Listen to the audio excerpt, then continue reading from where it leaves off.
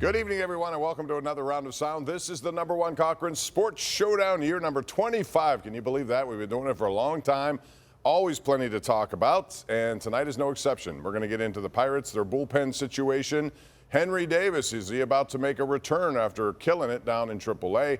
We'll also get into the Penguins, now knowing that the guy they may have wanted in their organization as a backup head coach option to Mike Sullivan is no longer a viable option. We'll get into that and more, but the #1 topic tonight on the #1 Cochran Sports Showdown will be Cam Heyward and the fact that he is at an impasse with the Steelers on a contract. Here to talk about it is Andrew Fillipponi from the PM team, 93.7 The Fan. No Dulac for this topic, Bob? You didn't get the invite? No Dulac for the. Okay. No. Mark Kaboly from The Athletic in the middle, and of course Jason Mackey from the Post-Gazette over to the far right, Mark's left. So Mark, I want to start with you on this one. So Cam Heyward, this is no big deal. He's not there. He doesn't need to be there. As Tomlin said this week, 10,000 career snaps. What does he need to show? However, he does want an extension, and he does want more money, and he is 35. So my question to you would be, how does this end? When do you think this will end? Well, I think they have to extend him. Not have to, but I think they will extend him. I think they have to come to some kind of middle ground here. I mean, I don't think Cam can really want the asking price of, what, $25 million or so, and I'm sure the Steelers want a little bit less of that. So, I mean, there's ways to work around this, but you're still going to have to pay him. The problem is there's nobody else in the league like this, 35 years old, still playing at a relatively high level, defensive lineman. So there's nobody you can point at and say, okay, this is where we have a jumping off point at. I think they eventually sign him, but I think what does that look like? I think it's going to be looking very similar to what he getting this year, maybe 2 for 25, 16 a year. I mean, would he want that? Front load it and have him get out on the back end of it with if something happens. I don't know if he wants to. He's going to have to give. Steelers are going to have to give. But it will happen. Why do they have to sign him, though? Could you ever see that defensive line? Yes, I have. Okay. I have. I also see free agency and where you could spend a similar amount of money on a player who's not 35 years old and coming off some injury margin. I don't want to see Cam Heyward leave either, Pomp. I'd love for this to end in a positive way and for them to do something reasonable or whatever. But if Cam Heyward's going to play hardball, I'm not bending over backwards if I'm the Steelers. I'm only doing something if it's economical, smart for my team build. History suggests they do that. It's business first, it seems, Andrew. So where do you see Well, this I wasn't born, but I don't think I would have wanted Terry Bradshaw, Franco Harris, or Stallworth and Swan to leave either. But these guys play for a finite amount of time. Mark, go look up every great defensive lineman in NFL history and tell me where they were when they turned 36. They were either backups, they weren't playing well, or they were doing what we do, which is talk about football for a living. Joe Green, 35, done. John Randall, Aaron Donald retired. He's not even 35. You can go on and on and on. There is no equal, and I'm not just locally with the Steelers. No one has played close to 40 at an elite level. But I think Mark's making it seem way easier than it really is. When you look at what Christian Wilkins, Chris Jones, not long-term contracts, but what those guys got on an annual basis, Mark's been around a lot of guys. Can you count on one hand guys that are more prideful than Cam Heyward? He gets sensitive when you bring up his age now. He still thinks he's an elite player, and that's the problem. Is that he's coming off a core surgery. He has played better in the 30s. And he sacrificed coming back, and he rushed back last year, and he thinks he sacrificed, and the organization now owes him, and it's pro sports. I love Cam, but that's not the way it works. He's lucky they didn't ask him to take a pay cut. Yeah. And he thinks it's the opposite. He thinks he should be 20, 25 million, not 10 or 8. Well, he's 35. He didn't play 2 years to start his career. He missed the season because of an injury. He missed basically half last year. So if we want to play that game, we could say that he has the body of a 32, 31-year-old. And I'm sorry, 34-year-old Cam Heyward before last year was a dominant player in this league. And what was Troy Polamalu before his last year? These guys fall off fast, man. Well, all the greats do. It's not premium money. You're okay with signing it.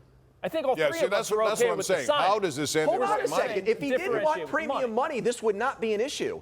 There would not be, I'm skipping OTAs. When push comes to shove, but somebody's got to step in. He's going to not give. Why? Why does anybody have to step in? Because he's not at OTAs and he's one hold out, not play into the season. Well, I mean, he might. No, he's just saying not. That if zero chance that happens. I think he just wants some security past this year. And the Steelers might say no. So that maybe that's the case as well. So we don't know So do you the specifics. see No, you need to sit down and talk with him and and say, moving on to another team? I mean, if that's the case. Yes, I do. The way he's answered questions about him on his podcast, I think he might. So. I just don't. I don't think he will. I think that's just You the word. think he'd retire before? No, No, I think Art I the think- second. I think somebody's this going to is sit all down with him designed and talk it to- out. yeah, to do something that comes So to you way give over him a here. raise, Jason? You give him $20 million a year? No, I would not. I would not. Well, I would not. But I would then sit in a room. I think he'll get that. I think he'll chase Andrew, that it's money from someone else. negotiation. It's negotiation. You start over here and expect to end here. That's what he's doing. Now, somebody needs to step in and talk to him and say, look, you're 35 or 32, whatever Mark said, depending on the injuries, and say, this is what we want. This is what we can afford. This is a comp for what you are right now. And say, we'd like to end this and get creative, like you're saying on the back end of the contract, provide some security for the Steelers. There's a path forward here. It's just not going to happen while you're holding out a big I think he gig. gets the impression that they're not close. And if he felt like they were close, I think he would be there. They're practicing in shorts right now. Which is why it's no big deal to me. I think if this is the same situation moving into training camp, then it takes on a little bit more. Real quick, when I get into some other stuff, that would be Jason, wide receiver. Right now, the Steelers have, an elite guy potentially in George Pickens and a lot of names. Roman Wilson may be very good, but they still need help there. Juju Smith-Schuster is now out of work. Yes or no, would they be interested? And yes or no, could he help them? I'll defer to Mark on the would they be interested. He would have a much better idea than me. I would not do it. I don't think you need that type of person, player, cultural influence, whatever you want to say, in that locker room. I'd like to see them go a different direction. I guess if it was like absolute bargain basement, maybe, but I really don't like it. I would try to go another option. I think they had the right idea when they were calling teams about DK Metcalf or Brandon Ayuk or whatever. I know some of those are pie in the sky sort of options, but I'd rather see them go that route. Yeah, one's $30 million and one's going to be about $2 million. So, yeah. I mean, when you look at that wide receiver group right now, Juju Smith-Schuster might look a little bit, appetizing, to say the least. So I would probably kick the tires on him, see what he wants. I mean, it's something that doesn't need to be done right now. I don't think he's a guy, don't even compare him to Antonio. I mean, that's just not the case.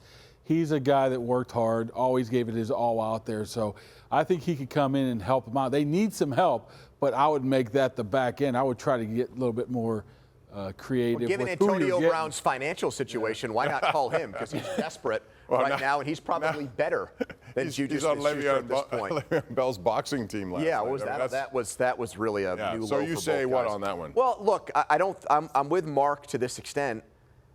If it doesn't have to be a pressing, urgent thing, but if we get later into the offseason, in my opinion, he's still better than the number 2 wide receiver options on the roster right now. Or the tight ends may become more viable than ever before. We'll see. We're going to take a break. When we come back, we're going to talk about the NFL draft coming to Pittsburgh and what it means for the city and what it means for the Steelers beyond the actual draft itself. We'll get into that, plus some Pirate issues all coming up on the #1 Cochran Sports Showdown. All right, welcome back as we continue OTAs another week on Tuesday through Thursday. So, Mark, I want to ask you this question. Justin Fields this week in a media session said that his intention is not to hold a clipboard, which is to say he believes he can start, I assume, which is a great attitude to have. Anyone who comes here and doesn't think that shouldn't be in the NFL. But does he have a legitimate claim that he can? And if so, when? Well, it's not going to be this year. I mean, there is absolutely all? no. I mean, barring injury. I mean, How about barring bad play by Russell Wilson? No, I mean, Russell Wilson is going to at least get half the season. There is nothing that can happen from right now until September 8th, the opener, that Mike Tomlin looks at Justin or Russell Wilson or Justin Fields and say, Justin Fields is our number one. It's just you don't have that many reps. You don't have that many opportunities. They brought Russell Wilson in here for a reason. He's going to start. He's going to get every opportunity there is. I'm not saying Justin Fields is not going to be a viable guy, but I would say he might be more important next year. It's Russell Wilson. But he doesn't have a contract for next year. Well, that's where you have to look and evaluate him through this process right now. And come September 8th, say, hey, buddy, we're going to add another year on to you here. We want to give you a shot. If he's willing. Yeah, true. Absolutely true. I'm glad I'm not the only one who says Justin Wilson, by the way. Did I say Russell Justin Fields. Wilson? No, you didn't, but you almost did. Oh. And every time Justin? I talked. No, Maybe we should morph him. Pirates relief pitcher, Justin Wilson. That's who I it don't is. like the idea, guys, about 8 games in, sticking with Russell Wilson if the play is poor. Maybe 4. 8 games worries me. There should be more of an expectation. What makes you think he's got a long leash? I'm just saying, Mark Huge said leash. 8 games. Huge? I'm saying if he doesn't get hurt, if he doesn't get hurt, it's 17 games.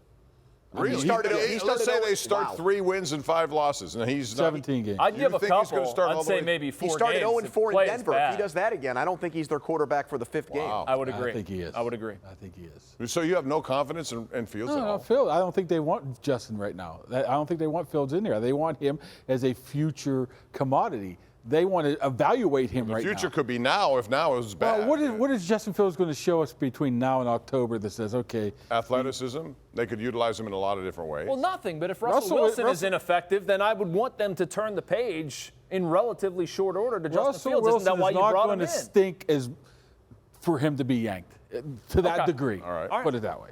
Andrew, I want to ask you about the NFL draft coming to Pittsburgh 2026. It's big news. Can you tell how excited I am? I almost jumped out of my chair when he brought that up. It is. Well, you can imagine the amount of people and the money that will flow into Pittsburgh. It's a that's big great. win. Sure. But beyond that, what does it mean for the Steelers, do you think? Well, it means that when you have a city of this size and you can't host a Super Bowl, it's the next best thing. So it puts a spotlight on the Steelers and it puts a spotlight on Pittsburgh, and it showcases the history of football here and how much this region cares about football. So I think that's really what it is. Cleveland, Detroit, Kansas City, our types of cities host this event. This is now the second big event on the NFL schedule. But is it a leverage move also, knowing that you got it here? It could help make a lot of money for the city of Pittsburgh. Well, leverage for what, a Super Bowl? Well, For no, stadium for stadium stuff. Like if they wanted to get stuff something to added. Right. I thought that was my first thought. This has to be something like that, leveraging city funds, ways to get additional money. And look, we brought in $160 million. We want to do this, that, and the other to the stadium. I would think that the Steelers don't expect to hear a boo about any of that. Well, they have 250,000 like Detroit, and they pull it off without a hitch. I mean, Art Rooney might be thinking, okay, let's go to the NFL now, and if we could pull this off without a hitch, maybe this Super Bowl that I really, really, really want here could be an option. I'm thinking potentially in the mind. By the way, you getting that remote ready for? You're going to be over at Acrisure. You're going to be at. Yeah, you're going to be up 540 with Crowley for that one. Well, we'll see how that goes. It's going to be a big money maker. There's no doubt about that. All right, we're going to take a break. When we come back, we're going to talk about the Pirates, and they got some issues now with their bullpen. Once thought to be their strength is now their weakness. We'll get into that and more next, right here on the #1 Cochran Sports Showdown.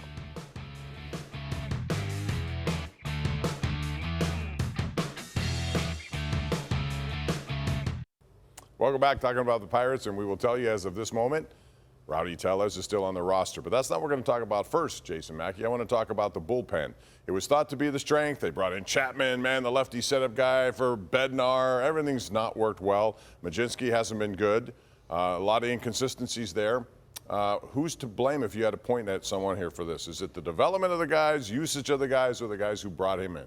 Well, a little bit of both. A little bit of all of it, Pomp. Way to sit on that fence, Jason. Great well, job. I mean, how do you pick one of those? Bob asked how you do you to. pick one of those? That was the whole point of the question. Fine. I guess the composition of it. I mean, somebody's in charge of putting the people in those places, and that hasn't been good enough, so blame Charrington. I can't disagree with that, but I mean, Aroldis Chapman needs to not throw 12 consecutive balls. That would be a great start. Ryan Baracki's been hurt. He was supposed to be an important part of it. David Bednar got off to a slow start. I think they rushed him back. So, I mean, there's some criticism to be levied there, both with players and coaches. I mean, it's not one thing. Their only consistent reliever in this group of guys they expected to be good is Colin Holderman. Carmen Majinski's taken a step back. If you want to blame that on development, that's fair. Kyle Nicholas has not taken a requisite step forward. Blame that on development, too, sure. But Nicholas also should own his performance. Yeah. I don't think you can blame development on Bednar and Chapman, right? These are established veterans. No, everyone got excited to hear his name, and rightfully so, except that he hasn't had a very good last 3 years. He's been with a lot of teams, and he was huge for Texas in that World Series run. But generally speaking, if you look at his last 3 years of stuff, it hasn't been anything. He's been fine, not worth $10.5 million. Right. And that's on the GM. Yep. Well, there's a lot on the GM, like the 4 guys they signed for $25 million in free agency. 31. Whatever it is. They signed that type of money, you got to get more return from that, man, especially this organization. Yep. I mean, forget the bullpen. When I'm getting $30 million off of 4 bums, I could go out and get 1 or 2 guys that can help us, right? Yeah. Bob, I think that Shelton has zero feel for how to manage a bullpen. I have not seen more high-leverage guys brought into situations where they inherit runners in my entire life, in modern baseball. You know, these guys love role definition. they have to put out fires constantly, and they're thrust into situations where they come in with runners on base all the time. And here, guys, I've also seen out of Shelton more times in my life, like already 5 times or 6 times this year, where a guy is struggling and he's left in there to face 6 or 7 guys like Stratton the other day. I couldn't believe it. Bednar, when he got booed that day, was left in for an eternity. He falls asleep sometimes. I don't get it. Jim Leland told me on Friday that is 85% of a manager's job now is managing a pitching staff, and Shelton is not good at it. I think there's some misguided loyalty in there too. Like thinking guys are going to turn it around, going to perform or whatever. I mean, obviously that's been untrue, Andrew. I'm agreeing with you in that. But I also think part of that is guys misperforming. Like the Hunter Stratton thing, he stayed with Hunter Stratton because did anybody really want to go to Aroldis Chapman in that situation? Like Aroldis Chapman is not like Hunter Stratton was their only available option. If you spend and their best available for Chapman, though, I mean, you got to believe at some point. But then if he puts Chapman in and Chapman blows up, people are saying, "What are you doing?" He brought him in the inning before and then had him sit for 15 minutes and go out there and pitch a second inning. Yeah. You've been in clubhouses. I know. Those guys hate doing that. I understand. They hate it. I understand. Nail down a game, you're up 4 runs. Have Stratton start the 7th inning, not some guy that got to the game halfway into the game. He was on I-70 driving from Indy, and you brought him in to start an inning, and he gives up a home run. Urgency. Come on, Derek Shelton. All right, I have a minute. I want to ask you about Henry Davis, Mark. He's ripping the ball off. They got an injury to Joey Bart. I got to stick to this minute, by the way. Just so you guys know. So is it time for him to come up, and do you believe what you saw in AAA? Absolutely not. He seems like a quad A player to me, right? Wasn't Keller like that? Every time they brought him up, he struggled, and he had to go back and he dominated. It wasn't quite that. Yeah, I mean, Keller took a couple years to get off the ground. Sure. Right now, he's a quad A player to me.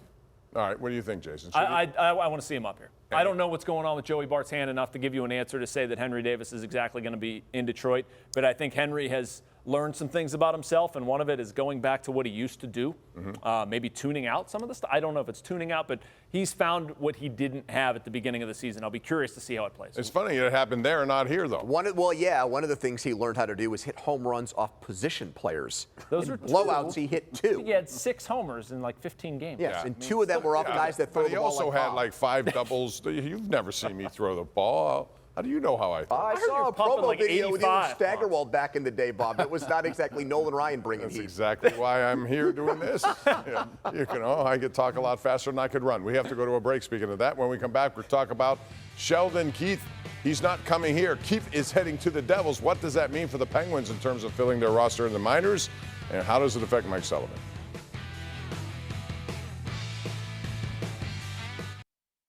All right, 25 years of doing this show. We've seen a lot of stuff. How about this backhand by Evgeny Malkin against the Carolina Hurricanes en route to a cup?